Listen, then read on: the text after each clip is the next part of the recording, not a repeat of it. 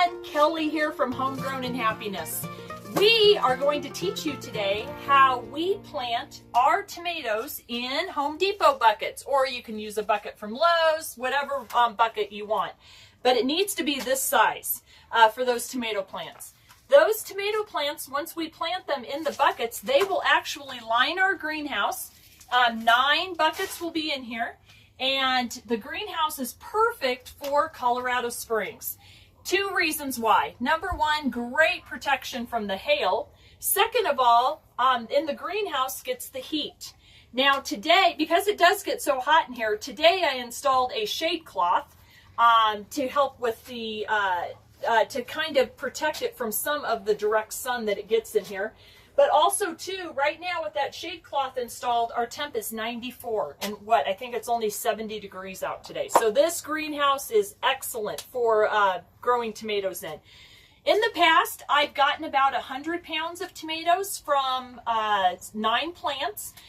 Those tomato plants get very, very large in here. My greenhouse is 6 by 8 with a 7-foot ceiling.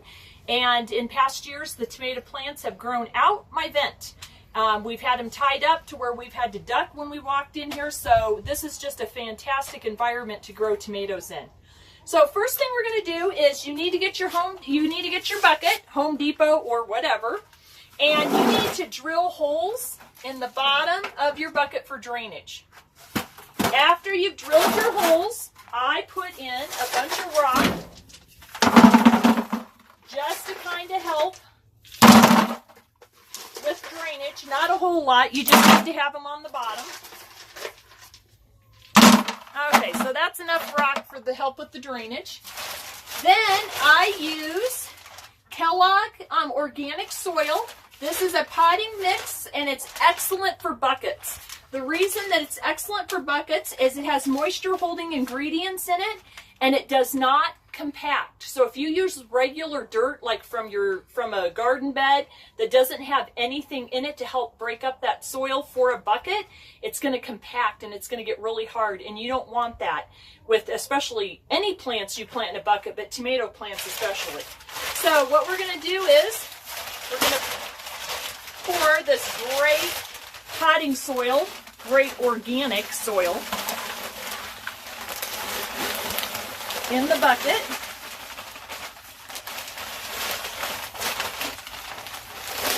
And I don't fill it all the way because I want to have room to get my plant in there, and then I fill around it. So I make sure that the soil's broke up. So make sure the soil that you don't have any large chunks in it. Okay, great soil. This is excellent soil for a bucket. Okay, now what we're going to do is, the first heirloom tomato plant that we're planting is Tim's Black Ruffles. This is the one that's going to be purple. They're going to be like a purple kind of tomato plant. So what we do first, break a little bit off the bottom. You want to be careful. And then we're going to break off everything about halfway down.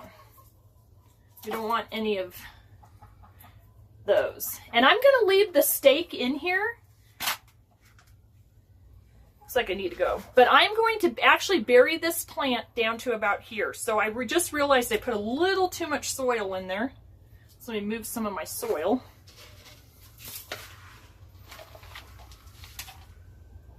See if I can get that down there.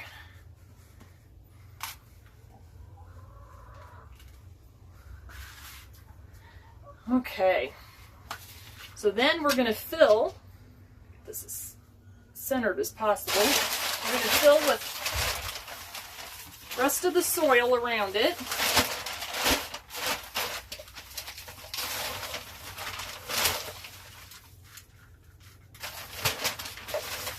So, and like I said, you want to bury your tomato plant about halfway down.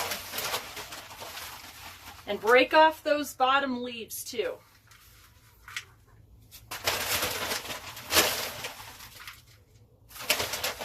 Okay, so like I said, these are heirloom tomato plants that we're planting this year. We took on a totally different direction in our tomato growing this season.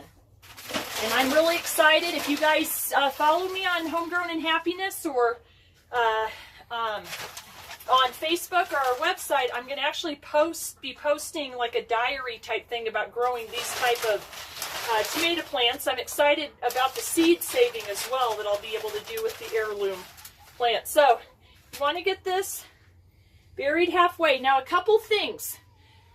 When you are growing these, you want to keep up on the suckers.